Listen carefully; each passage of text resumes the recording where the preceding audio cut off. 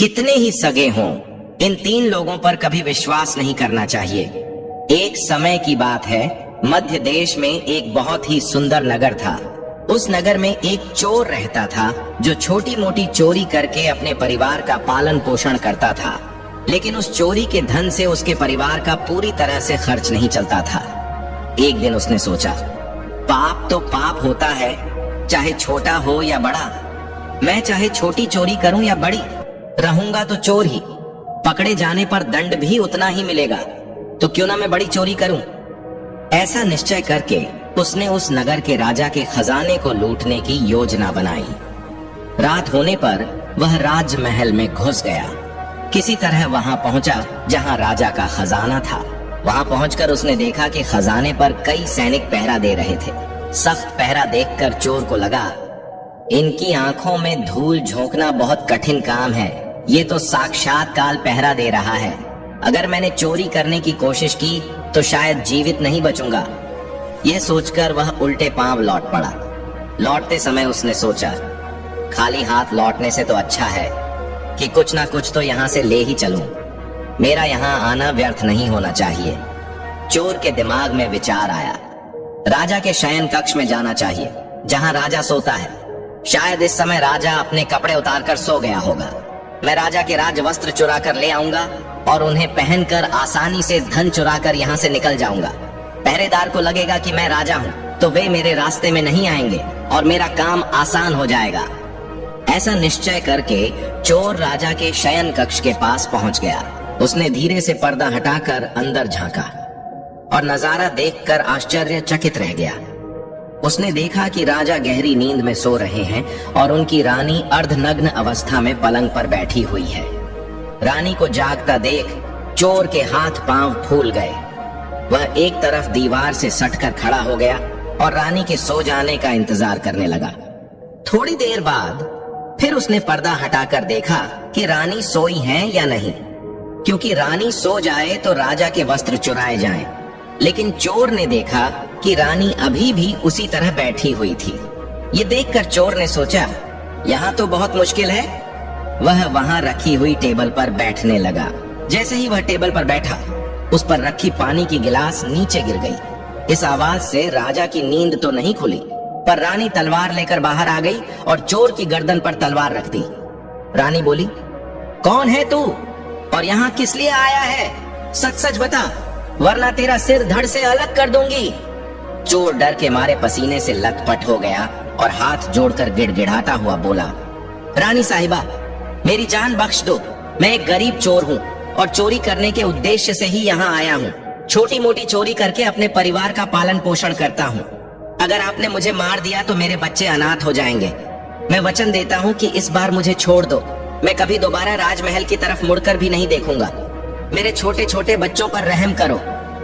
रानी को उस पर दया आई और उसने कहा, सुनो, मैं तुम्हें एक शर्त पर छोड़ सकती हूँ। मैं इस समय काम से पीड़ित हूँ। यदि तुम मेरे साथ समागम करोगे तो मैं तुम्हें यहाँ से जाने दूंगी, वरना एक ही झटके में तुम्हारा सिर काट दूंगी। रानी की यह अनोखी शर्त सुनकर चोर और भी ज्यादा घबरा गया। उसने कहा, रानी साहिबा, ये आप क्या कह रही हो? मैं तो एक साधारण चोर हूँ और आप इतने बड़े राज्य की महारानी हैं। मेरी क्या औकात है कि मैं आपके साथ ऐसा करूं? मेरे लिए तो यह सोचना भी बहुत बड़ा पाप है। रानी ने कहा, मैं कुछ नहीं सुनना चाहती। अगर तुम्हें अपनी जान प्यारी है तो जैसा कहती हूँ वैसा ही करो, वरना मरने के लिए तैयार हो जाओ। रानी का ऐसा प्रस्ताव सुनकर चोर की जान हलक में अटक गई। वह सोचने लगा, आज मैं बहुत बड़ी मुसीबत में फंस गया हूँ। अगर रानी की बात नहीं मानी तो भी मारा जाऊंगा और मान ली तो भी मारा जाऊंगा। चोर बहुत बड़ी दुविधा में पड़ गया कि आखिर क्या करूं। अंत में उसने रानी के साथ समागम करने की बात को स्वीकार कर लिया और बोला, रानी साहिबा, मुझे 5 मिनट का समय दे दो। मुझे बहुत जोर से लघु शंका लगी है। पहले मुझे लघु शंका से निवृत्त होने दो, उसके बाद आप जैसा कहोगी मैं वैसा ही करने के लिए तैयार हूँ। रानी ने तुरंत तलवार के इशारे से शौचालय की तरफ इशारा कर दिया और चोर उस दिशा में चल पड़ा। रानी वहीं खड़ी होकर उसके लौटने का इंतजार करने लगी। चोर ने इस बीच रानी की नजर से बचकर वहां से भागने की कोशिश की, भागते भागते जब वह द्वार पर पहुंचा तो द्वार पर तैनात सैनिक ने उसे पकड़ लिया और उससे पूछताछ करने लगा। चोर डर से कांपता हुआ सच सच बताने लगा, मैं एक चोर हूँ और राजमहल में चोरी करने आया था, लेकिन रानी ने मुझे पकड़ लिया और छोड़ने के बदले एक शर्त रखी थी कि मैं उसके साथ समागम करूं, इसलिए मैं लघु शंका का बहाना बनाकर वहां से भाग आया।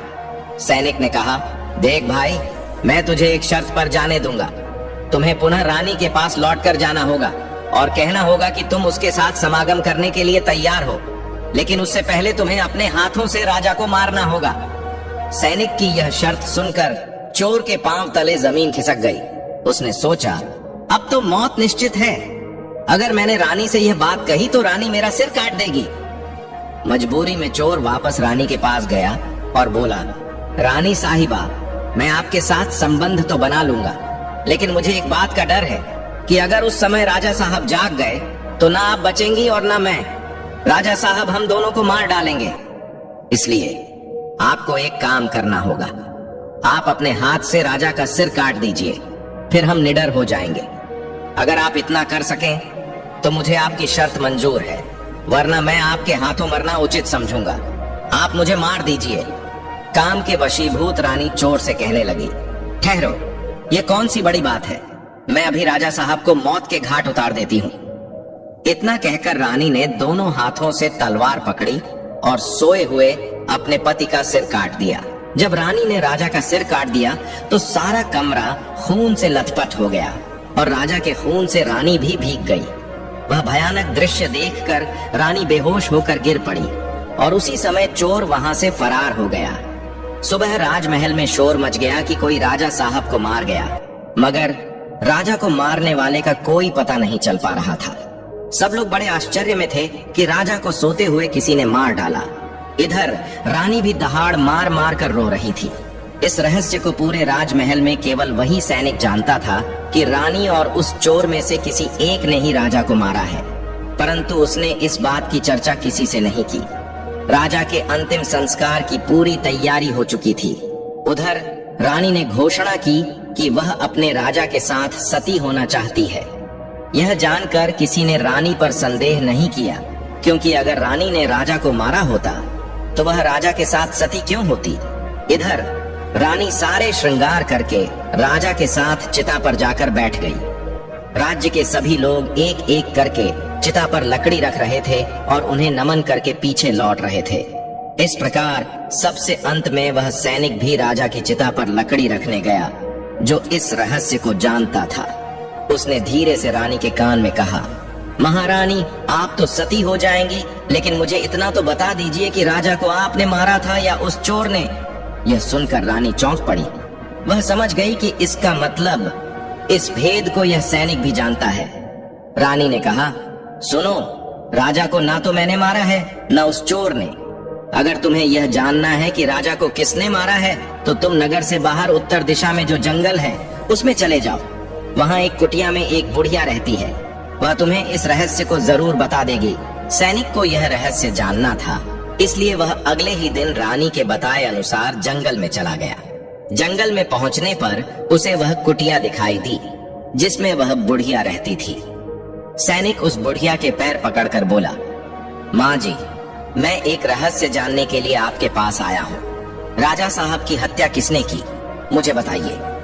बुढ़िया माँ ने कहा, बेटा, अगर तुझे यह रहस्य जानना है तो तुझे एक काम करना होगा। मेरी कुटिया के बाहर एक बकरा बंधा हुआ है, तू अपनी तलवार से उसका सिर काट दे।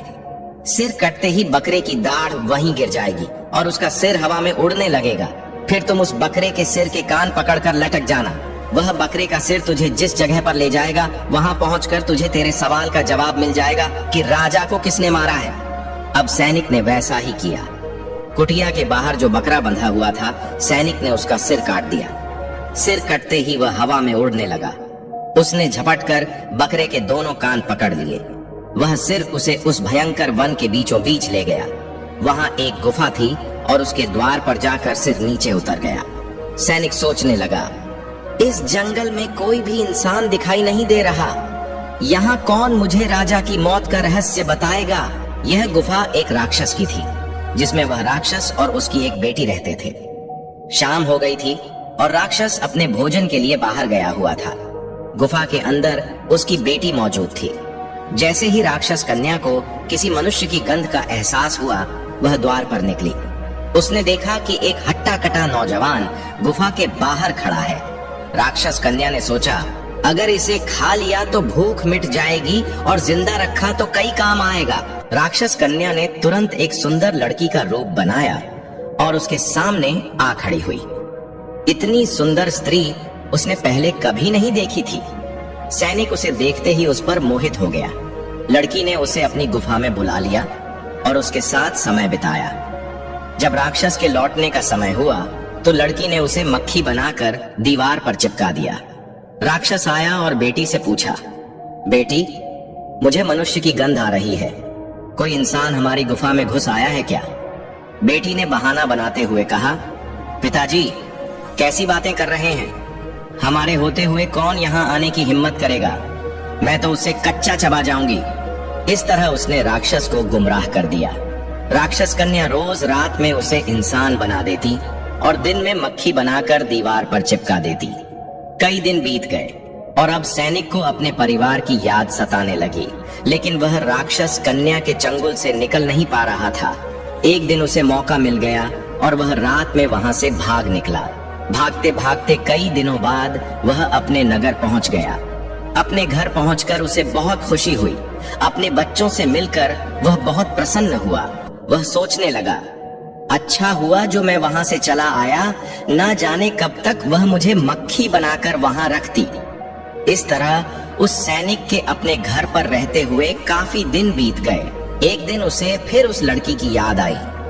अब तो दिन रात वह उसके ख्यालों में खोया रहता। उसकी सुंदरता को याद कर उससे मिलने की इच्छा करता। उसके बिना ना खाना अच्छा लगता, न पीना। हर समय यही सोचता था कि उससे किस तरह मिलन होगा।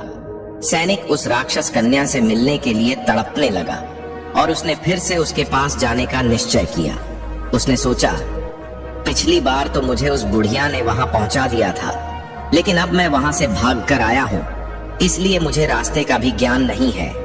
क्यों ना एक बार फिर उस बुढ़िया की सहायता ले लूं।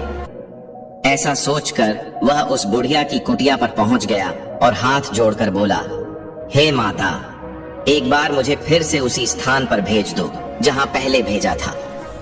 अब वह सैनिक राजा की हत्या का रहस्य भूल चुका था। राक्षस कन्या से मिलने की बेचैनी उसके अंदर बढ़ती जा रही थी। बुढ़िया समझ गई कि यह काम के वशीभूत है। उस बुढ़िया ने कहा, बेटा, पहले तो मेरे पास एक बकरा था जिसके कान पकड़कर तुम वहां चले जाते, अब तो वह भी नहीं है। अब मैं तुम्हें कैसे पहुंचाऊं? तब सैनिक ने कहा, हे माता, मैं जीवन भर आपका गुलाम रहूंगा, एक बार उस लड़की से मुझे मिला दो। बुढ़िया ने कहा, बेटा, मैं तुझे मिला तो दूंगी, पर इसके लिए तुझे अपने बेटे को मेरे पास लाना होगा। सैनिक बोला, यह कौन सी बड़ी बात है? इतना कहकर सैनिक अपने बेटे को बुलाकर ले आया। बुढ़िया ने कहा, बेटा, जिस तरह तुमने बकरे का सिर काटा था, उसी तरह तुम अपने बेटे का सिर भी काट देना। फिर उसी तरह इसका सिर भी हवा में उड़ने लगेगा। तुम इसका सिर पकड़ लेना और यह तुम्हें उसी स्थान पर पहुंचा देगा। काम के वशीभूत वह सैनिक अपने बेटे का सिर काटने के लिए तैयार हो गया। जैसे ही उसने तलवार लेकर बेटे का सिर काटना चाहा, तब उस बुढ़िया ने उसका हाथ पकड़ लिया और कहने लगी, ठहरो, यही तुम्हारे प्रश्न का जवाब है।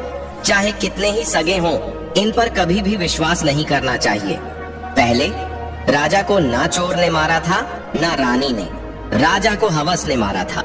जिस तरह काम वासना में अंधा होकर तुम अपने बेटे को मारने के लिए तैयार हो गए, उसी हवस के वशीभूत होकर मनुष्य अंधा हो जाता है और गलत से गलत काम भी कर जाता है। दूसरा, धन के लालच में आकर कोई भी किसी को मार डालता है। और तीसरा, क्रोधी व्यक्ति क्रोध में अंधा होकर सब कुछ भूल जाता है और वह सब कर डालता है जिससे जीवन भर उसे पछताना पड़ता है। क्रोध में उसकी बुद्धि विवेकहीन हो जाती है और वह अपना पराया कुछ नहीं देख पाता। इन तीनों से हमेशा बचकर रहना चाहिए, अन्यथा जीवन भर पछताना पड़ता है। मित्रों, आशा करते हैं कि आपको हमारी यह सुनाई गई कथा अच्छी लगी होगी। अगर आपको यह कथा अच्छी लगी तो प्लीज वीडियो को लाइक करें और चैनल को भी सब्सक्राइब करें और लास्ट तक कथा सुनने के लिए आपका धन्यवाद।